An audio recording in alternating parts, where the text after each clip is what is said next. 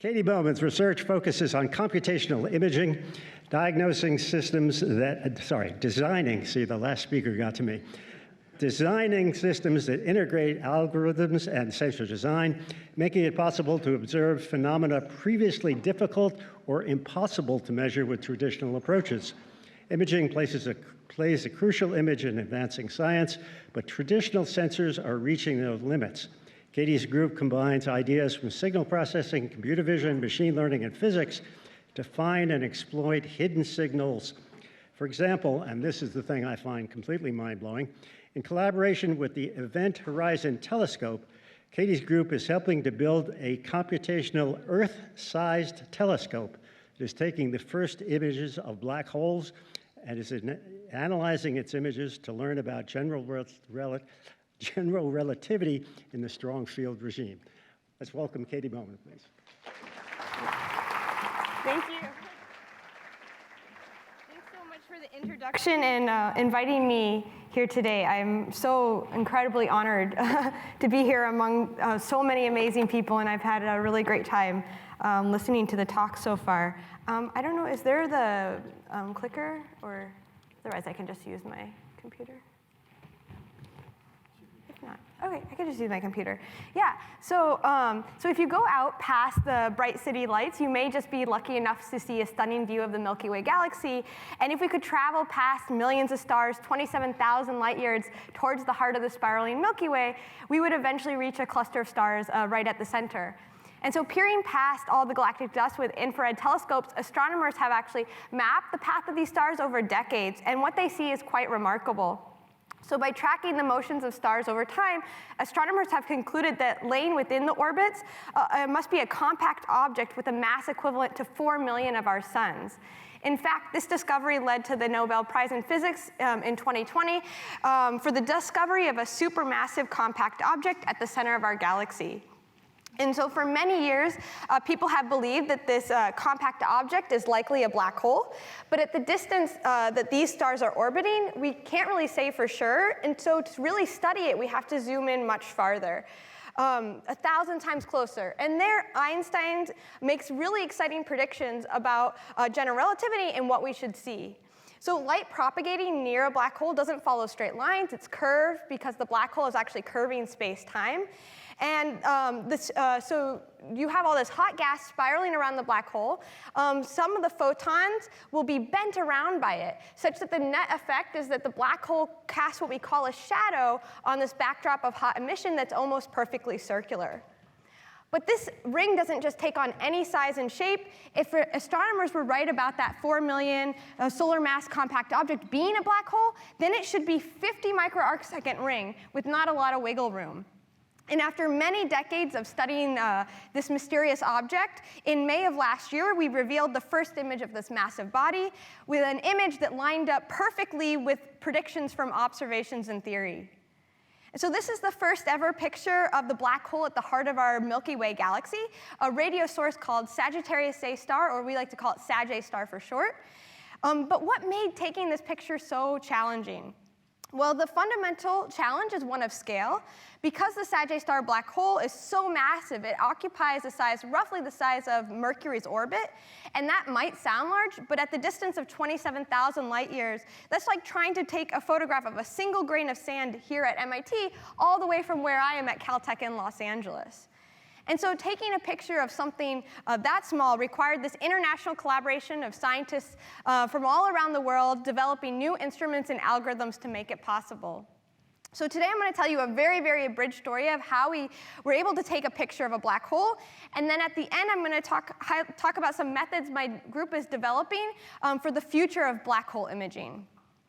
But at this point, you might be saying, wait, I'm kind of feeling a lot of deja vu. You know, didn't I see this picture before? And if I turn this image around, it might look a lot like another image you may have seen a few years back. So this here is the very first image of a black hole ever produced, which our same collaboration published back in 2019. But this image is not of the black hole in our galaxy, but actually a galaxy called M87. But as I said, we published this image of Sag A star last year, and the one of M87 was published almost over 4 years ago. Yet these images were both recovered from data that was collected in the exact same week of 2017. So some of the questions that I hope to answer for you today are not just how do we capture a picture of a black hole, but why was making this image of Sagittarius star so much more difficult? Okay, so again, why is taking that picture so hard in the first place? Well, because the black hole ring is so small and can be only seen at a particular wavelength, diffraction limits required that we build a telescope 13 million meters in size, or essentially the size of the Earth, in order to see it. And although we couldn't actually build a single dish telescope that large, instead the Event Horizon Telescope Collaboration spent over a decade joining telescopes from around the world to build a computational telescope the size of the Earth, capable of resolving structure on the scale of a black hole's event horizon for the first time. But this computational telescope, the EHT, doesn't work like a regular telescope. Instead, the radio telescopes work in pairs, with each pair contributing a little bit of information to the entire image. So making a perfect image would require telescopes at all different orientations and separations. But the EHT's 8 telescopes around the globe only measure some of these possible pairings. Luckily, though, as the Earth rotates, the telescope, the separations and orientations between them actually change, providing more, but still not all the information we need to make a picture. So once we collect the measurements, how do we make that picture? Well, at this point, we can kind of think of it as a purely mathematical inverse problem. We have this sparse data. Our challenge is to invert them to find that image. And if we were given measurements that covered the entire globe, this would be trivial. But since we only see a few measurements, there are an infinite number of possible images that are perfectly consistent with that data we measure. But of those images, some have properties that we consider better than others. For instance, we might prefer images where the light is compact. And thus our goal becomes not just to find an image that fits the data, but is also likely under some sort of mathematical model of a good kind of image. And so by injecting preferences for different image statistics, we can whittle down from those infinite possibilities to a solution.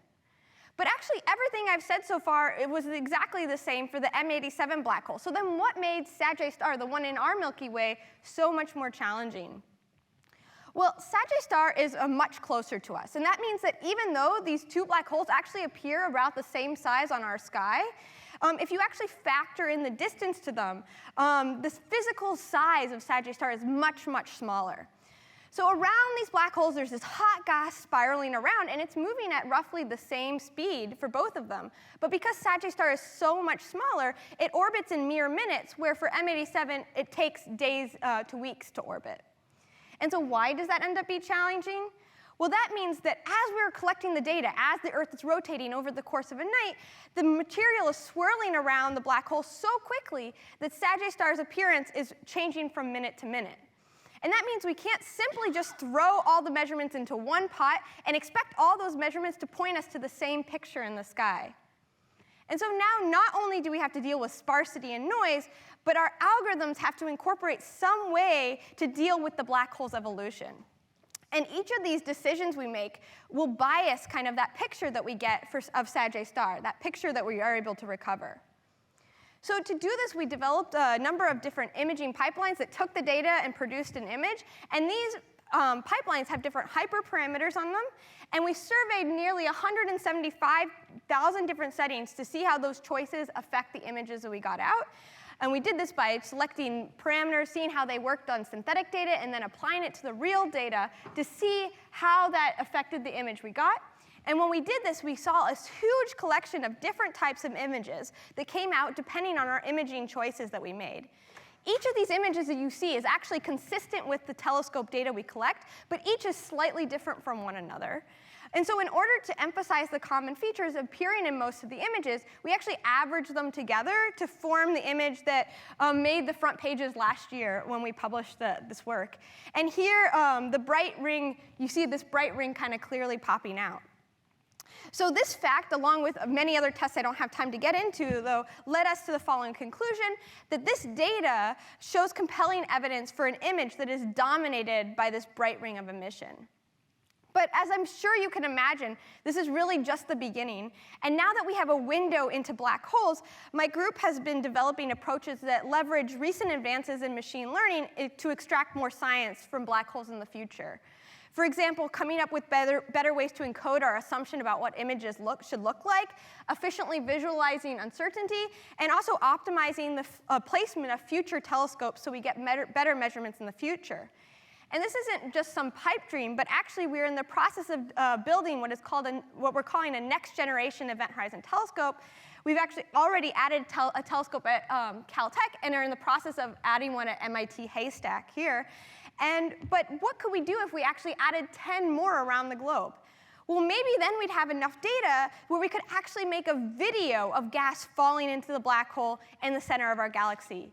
Or maybe even more crazy, with the help of computational methods, could we actually recover the emission not just in 2 dimensions, but see in 3D, actually see hot gas spiraling in towards that dark body? And this imaging capability would not just tell us about the dynamics of accretion, but also would reveal the structure of space-time itself close to a black hole. But how do we actually go about seeing hot spots around a black hole in 3D? Well, we face 2 big challenges that makes it different from traditional tomography. First is that our rays are no longer straight, they're curved. But even more challenging is that in 3D tomography, typically, we have views of the object from all different directions. But in our case, we only have one viewpoint ever from Earth, and we're never going to change that. So we only have this gravitationally lensed 2D projection from one orientation in the sky. And in fact, we have even less than that, right? We only have measurements of this. But we recently discovered an approach where we're able to show that we can take these sparse measurements and use it to help constrain a reconstruction that recovers the evolving environment around a black hole. How are we able to do that? Well, by injecting some of the expected physics back in. By saying, we trust general relativity, but nothing else. We impose these constraints that allow us to jump out of the 2D image plane into 3 dimensions. So Aviad Levis here, who's a postdoc in my group, has been taking a lead on this. But we have collaborators both in computer science and astronomy, Pratul, Andrew, Maciek, and Ren here. And I don't have time to get into details, but just to give you a rough idea, we take inspiration from the very popular work these days in computer vision called neural radiance fields, or NeRFs, and we build this whole end-to-end deep learning network that uses our telescope measurements to train both the emission at some initial time 0 and some axis of rotation for a physics-inspired flow. And using this network, we're able to show that there's promise in using such an idea to recover these dynamic flares around Sagittarius star. And another thing I want to highlight is that although doing this analysis requires us to inject some knowledge about physics into the problem, back into that problem, it still allows us flexibility in what we're recovering. So here we're, for instance, showing in simulation how we can recover the digits 0 through 3 rotating around a black hole. So this work, this is very early stages. We still don't have data from the next generation EHT. But although getting results like these may seem like very, very far away, we're actually starting to use a slight modification of this method to see dynamic behavior close to our black hole already. And so I'll show you some preliminary results on that. So the image I showed you before was recovered from data taken on April 7th, 2017. And on that day, the black hole was burbling around, but it was quiet enough that we could make a picture. But actually, on April 11th of that same year, the galactic center was explosive. So the image I showed you, on that day, we saw this signature of flaring behavior that could be caused due to the presence of these hot spots kind of orbiting and shearing around the black hole. And so how do we know that? Well, we collected data from a telescope in Chile called the ALMA telescope. And the data from ALMA wasn't enough on its own to make a picture, but in it we saw these signatures, this kind of wiggles in the data that told us something was moving around the black hole. And that data that we're looking at is called the light curve, which is just a fancy way of saying the integral of light over time. So before we discuss seeing this 2D projection, now imagine we just summed all those pixels in the video and just played the sum of the pixels as a single pixel video over time. And so that's the light curve we measure. But actually, we get a little bit of more information than that. Here, this would be like just watching the the black hole with just normal glasses, but actually we see it in multiple views, kind of like watching the black hole twice using polarized glasses that you would get at a movie theater, but first with your left eye closed and then with your right eye closed. So we get these two kind of, we watch the polarized light over time, and these movies of the polarized light are very informative, especially for these kind of flaring structures which have a strong polarization signature. So now the goal is, just like before, take this data we measure and use it to recover the 3D, what is going on in 3D around the black hole. And you may wonder, is this even possible? It might sound a little crazy. It's like turning your favorite movie into a light curve and then using this to not just recover the movie back again, but the 3D structure of the characters. And even though this seems a bit crazy, because we're looking for very simple structures and we have very strong physical constraints about the motion that we're assuming, this actually ends up being possible. And so here's an example of, in simulation, recovering the position of a hotspot from those polarized light curves that mimics the ALMA data. But they don't just need to be single hotspots. We can recover other types of structures around the black hole. And so using this approach, after doing it in simulation, we've applied it to the real data to see what we're able to do. And when we do that, we see, even though this is a super ill-posed problem, we often get the same result, which is showing that there is this two potential hotspots at roughly 15 million kilometers away from the event horizon. And the rotating clockwise, so that if you project forward in time, you can actually see how these hotspots would shear out as they rotate around the black hole. So overall, this is still preliminary, and there will always be a lot of uncertainty in these kind of problems. But we're really excited for kind of the promise of these kind of approaches and applying them to the scientific data. And to close, it's clear that we've learned a lot from the Sagittarius star images already, but really, I just want to emphasize, we're really at the beginning, and by pushing on this two-way street between algorithms and science, we can do a lot. And this love for this two-way street was really instilled to me here at MIT CSAIL throughout my interactions with all students and advisors here, but in particular by my own advisor, Bill Freeman here, who recently said, but has kind of always embodied this idea of curiosity-driven research. And so I owe so much to him and my time at CSAIL for instilling me with this passion. And with that, I want to thank all my collaborators, the Event Horizon Telescope, and in particular, Aviad Levis here, who led the work on the tomography. So thanks.